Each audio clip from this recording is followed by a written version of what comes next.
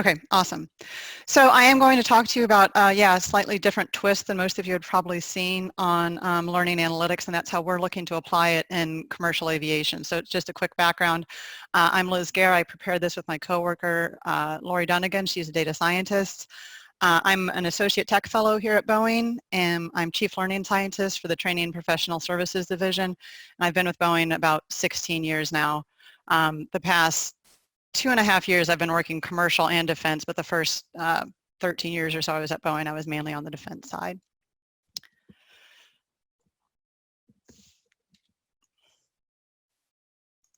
There we go. Okay, so what I'm going to talk about today is why Boeing is interested in learning analytics, talk about what we've done with learning analytics in the past. I'm going to spend a decent amount of time though talking about our current issues and kind of why we're here, what issues we're facing, and kind of some asks for help from the greater learning analytics community to help us with some issues that we think we could work together to overcome, benefit both of us. So the first question some of you may have is, why is Boeing at a learning analytics conference? So I thought I should answer that. Well, if you think about it, Boeing, there's a lot of learning and training going on at Boeing. We have 150,000 employees that all need training. People don't come to Boeing knowing how to put a plane together. They certainly don't come to Boeing knowing how to put a composite plane together. For example, the 787 was the first composite aircraft. Nobody knew how to do that. So we train new hires. There's lots of ongoing training. All 150,000 of us have to take yearly training on ethics, on Boeing policies, timekeeping, all kinds of stuff. So there's a lot of training within Boeing. That's not what I'm going to talk about today, though. Today, I'm going to focus more on the training that we provide externally. So in case you don't know, Boeing has two major divisions, two major kind of sets of customers, the military side and the commercial side, as you can see in the pictures here. We build planes, obviously. We also build helicopters. We build training systems. But if you think about it, the first time we built a plane, so the 787 came out and nobody had flown it before. We had to train people how to fly it. We had to train people how to maintain it. We had to train the cabin crew how to safely take care of the passengers. Same on the military side. First time we built an F-18, nobody had flown it. So obviously we're training people how to fly it. We're training people how to, again, maintain it. A good example of this actually is the new plane that we're building, the T-7A. The contract came out about a year ago for the government. We're building the new trainer aircraft, which is actually really cool. I can see it take off from my desk when I'm at my desk, which of course I'm not right now. But it's not just the new trainer aircraft. So this is the aircraft that people will fly before they fly the big jets. So these are people who are being trained in this aircraft, know how to fly a plane, but this is their first what they call fast jet experience on the military side. So before we put them in an F-15 after a Cessna, we put them in a, this is now going to be the T-7A replacing the T-45 and T-38 that they were using before. So T means trainer aircraft. So it's the first fast jet that they're flying. So but what we're doing isn't just providing that fast jet training, we're also providing the on-the-ground training and everything that goes along with this whole training system to get them ready to fly. So hopefully you guys can see that Boeing has a great interest in training, and we try to keep up with the latest and greatest, which is why we come to conferences like these. This slide has a giant caveat that it comes from last year. It's a 20-year outlook for the forecast of needed pilots and mechanics and cabin crew. Obviously, the last month has greatly impacted Boeing.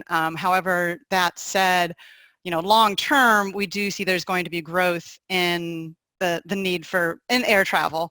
Growth in air travel means you need more pilots, you need more maintainers, it means you need more technicians, or I'm sorry, more cabin crew. So that's what this is showing here is assuming, long-term growth stays the way we expect it to go, and this is just a short-term blip, you can see there's going to be a huge need over the next 20 years or so for pilots, technicians, and cabin crew all over the world, driven a lot by Asia Pacific, actually. Lots of reasons for this. Growth in the middle class. When people reach middle class, they start to travel more, so that's more demand for airplanes, more demand for pilots and technicians.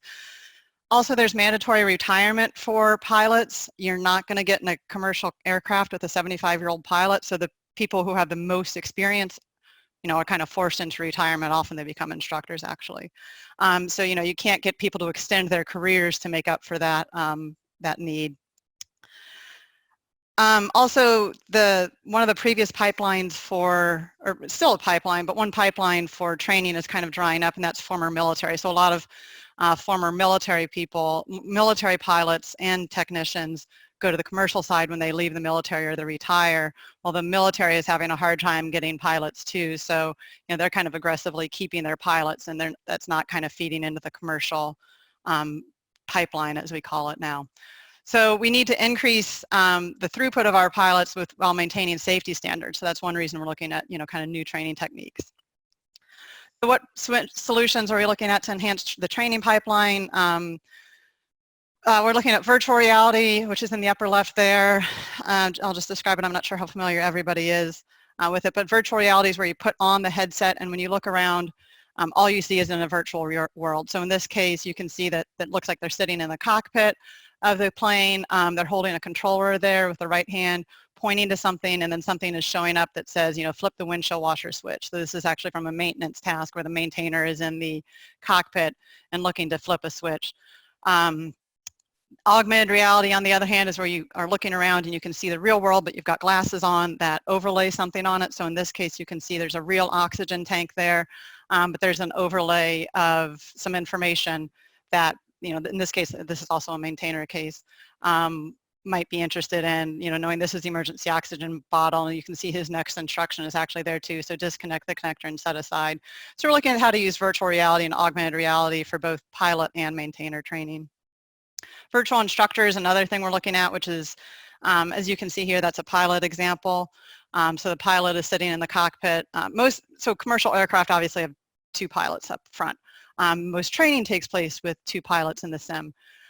So to recreate that, to make it so that a pilot could train on their own and get some additional training, you can put a virtual instructor in one of these virtual reality scenarios. So what you see there is an avatar of a co-pilot, so that the trainee can actually be performing actions, and then the virtual instructor is going to react and help the pilot, help the training pilot, let him know when he's making mistakes or when he's doing the right thing. Learning analytics, obviously I don't have to define for you guys, that's why we're here. So these are different methods we're looking at to try to enhance our training pipeline. In addition, there are upcoming regulatory changes that are going to affect pilot training. One of these is the need for a switch to competency-based training. So currently, pilot training, so first of all, as you probably know, pilot training is highly regulated. What I have on the right are some of the agencies that are regulated for us. ICAO, EASA is the European Union Aviation Safety Agency. That's kind of the European equivalent of the American FAA, the Federal Aviation Administration. Every country, every region has their own regulatory agency, and IATA is the Transport Airlines Alliance. So this is very highly regulated. It's not like we can just go out there and say, oh, now we're going to train pilots in virtual reality using learning analytics. It's a much more regulated industry than that. But the current regulations enforce a time-based curriculum. So it says, pretty much, if you want to be proficient on a 787, then you're going to sit in CBT for this long. You're going to have an instructor-led course for this long. You're going to sit in an FTD for a certain amount of time and sit in a full flight sim. Now, obviously, there are checkpoints along the way. They're being constantly tested and evaluated, and they have to pass. But right now, it pretty much is dictated by how long you have to spend in certain different ways of being trained for certain different things that you're learning. However, they've realized that there may be better ways to do this. So there are upcoming changes that are going to necessitate the measurement of competencies, including soft skills. So they're going to go to this more competency-based training rather than time-based. So that will require us to measure some things that we haven't had to measure before. And we believe that learning analytics can support that competency-based training. And there's just additional reasons why we at Boeing think that learning analytics is just a good way to go for training in general, not just for pilot training, but for maintainer training also. We think it's a better way to measure student knowledge, to really know what they know. Hopefully it would help us identify these knowledge gaps early. And as you guys know, personalized and adaptive learning is just the way of the future and the way we should be doing things, and we really can't get there without learning analytics. So there's a lot of reasons that we think learning analytics is the way to go for commercial aviation, not just because the regulators are telling us that that's kind of the way we need to go. So let me tell you briefly about what we have done with learning analytics here at Boeing. So this was actually on the military side. This was back when I was on the more the military side rather than kind of the combined side. I'm kind of looking at both military and commercial now. But basically, and this may be different. You guys are, most of you are academics, I think, but we were basically given a database, a training database, and said, you should go do some analytics on this and find opportunities for training improvement. So, you know, they didn't really know what they were asking us to do. They just kind of had this vague notion that you guys should just kind of do some analytics and figure out how we can do this better. The training database was, like I said, for a military platform. It was, and anything I say here is not to denigrate the database itself. The database was designed to track training. It did that great. It was supposed to track student completions and what they needed to do next. But, you know, as we'll talk about, it actually didn't turn out to be perfect for what we were trying to do. The database was focused on pilot training. It had about 2 million records in it, covering about a 10-year period, 500 courses, and over 1,000 lessons in it.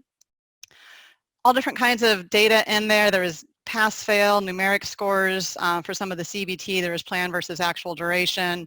We actually had some instructor comments in there too that turned out to be kind of interesting. The methods we used, we did a few different things trying to do this task of, quote, do analytics. We did some semantic analysis of the instructor comments to look for, so instructors will often rate a pilot one thing, but then say something slightly different in the comments or provide a lot more detail in the comments. A lot of instructor ratings are simply a 1 through 5 scale. So, you know, we don't get a lot of information there, but the instructor comments often provide some good information. So we did some analysis there. Didn't get a whole lot of information that we'd hoped. And then we did some modeling we used to try to predict future performance based on past performance. What I'm showing on the right is just some demographic information what we had. I'll talk a little bit more about the demographics on the next page too. Just looking at what their ranks were, what their education was, whether they were US or foreign pilots. And the US also has Guard and Reserve pilots. So the US Air Force that you see there, the USAF, that means they were full-time Air Force. Guard and Reserve, those are kind of, they're called part-time military, so they can be called up during national emergencies, but they get training and they maintain their currency all the time. And then the bottom right is a gender distribution, and since this was a military database of pilots, you aren't going to see very many females. There's a little tiny red bar there, but it was a mainly highly male-dominated database. So, like I said, we weren't as successful as we'd hoped at predicting student performance, but we did learn a lot of lessons that we're kind of carrying forward and figuring out how to do it better next time. So one of the issues was we had very little demographic information.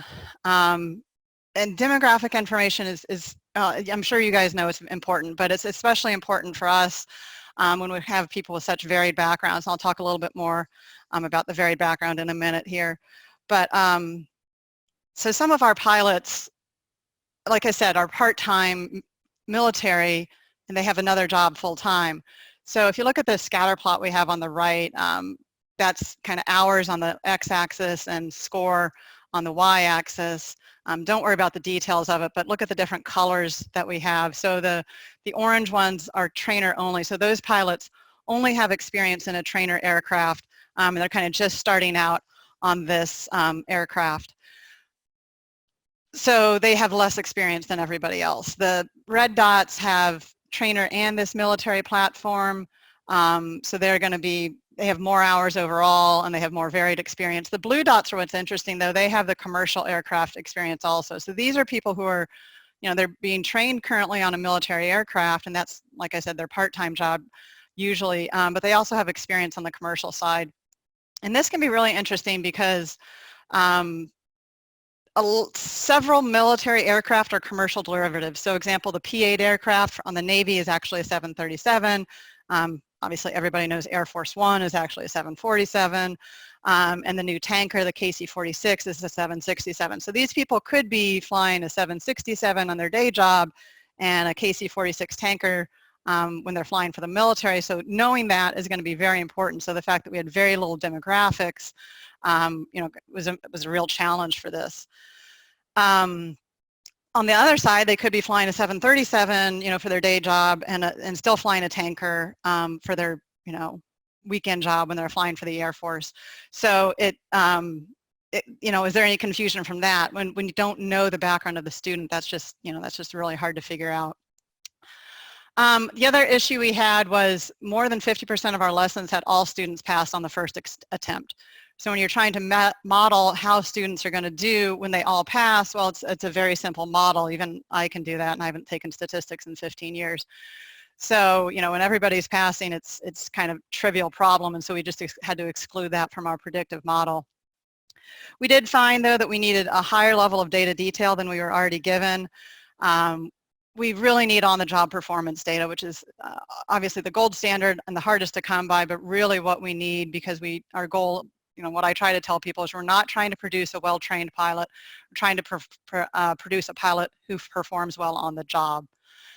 In addition, we need a database optimized for analytics. I know probably none of this is news to you, but this is things we learned as we were going through it. Like I said, the database was fine. It did exactly what it was supposed to do, but it wasn't optimized for analytics. Also, ideally, we'd hope to get some repeated objectives, which we didn't have. Often it was one lesson had one objective, the next lesson had another objective, so there wasn't anything you could kind of trace through. So let me talk now a little bit about what we're trying to do now, which is training analytics in commercial aviation. So like I said, industry stakeholders can see the value in learning analytics and its potential support for the CBTA training that we're going to. But there's a lot of unique obstacles we have. You know, we've been following the learning analytics community for a while. You know, we attended last year, but you know, there's still these obstacles that we're trying to grapple with. The first one I'll mention is privacy issues. Obviously, we're all dealing with privacy issues. So in a way, there's nothing new there, but we do have a few twists. Obviously, we have the GDPR to deal with, but not just that. We have a very global industry. There are pilots in every country of the world. So you're dealing with the privacy laws of basically every country in the world, which can get very complicated. And also many pilots and maintainers are in unions, which gives them additional rights. So it's another layer. And then of course you're dealing with the airline itself and what do they want to share. And just as an example, you may have a student who's who's trying to learn this new platform, this new platform that they're trying to get qualified on. They may live in one country, they may be training in a second country, but yet they're going to fly in a third country that they didn't get trained in and that they didn't, you know, that they're not from. And they may be flying to, 20 different countries while they're flying, and oh, they're in the union at the same time. So you can see how the privacy issues kind of explode almost exponentially. In addition, we have geographically dispersed training, so people often don't just go to one place, and sit down and learn how to be a pilot, and that's it. They stay there for 6 months and they're done. They go to different places, which gets some privacy issues also, but also just getting the data from the different spots is difficult. Also, we have very diverse data types. I know some of you have dealt with a lot of these, but kind of putting them all together, it gets pretty complicated. Obviously, like most people here, we have instructor-led training, we have computer-based training. We also have what are called task trainers, which is not a full cockpit, but kind of a mock-up of the relevant parts of a cockpit where they're interacting with just that when they're trying to maybe learn one particular procedure or something. We have full flight simulators, and those are wonderful, obviously. So full flight simulators, I mean, you get in and it looks like you're in a 767 cockpit or whatever one you're in. You got the visuals out the window. You have every single switch and knob that you would have in a real cockpit. They actually move, so if you do a hard landing, trust me, I've been in these sims when students do hard landings, it feels like you just had a really hard landing and things go flying everywhere. So it's a great training device, but getting data out of it, other than the instructor ratings when they're in the full flight sim, can be difficult because there's no standards. And these full flight sims, it's a competitive industry, so there's like 30 manufacturers.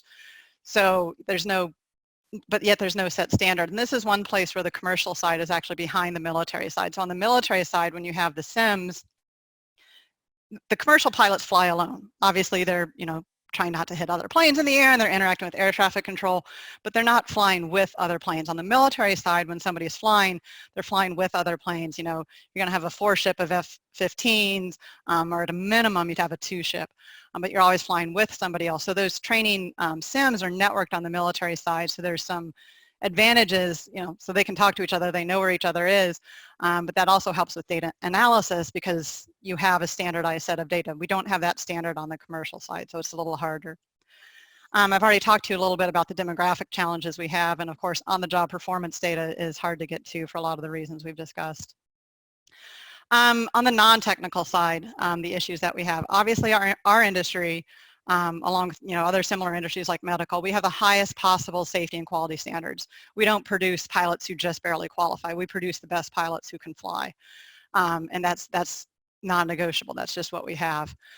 So there's no there's no D students who graduate from pilot school. Also, we have to measure soft competencies, which I mentioned earlier. So, these competencies that we have coming up, it's not just, do you know the procedures and can you find that in the rule book and, do you know what to do? You can understand that when you have two people in the cockpit of an airplane, there's a lot of soft competencies that are needed, like communication, leadership, situational awareness, and that's just hard to measure. So, we're grappling with how do we measure these things for learning analytics.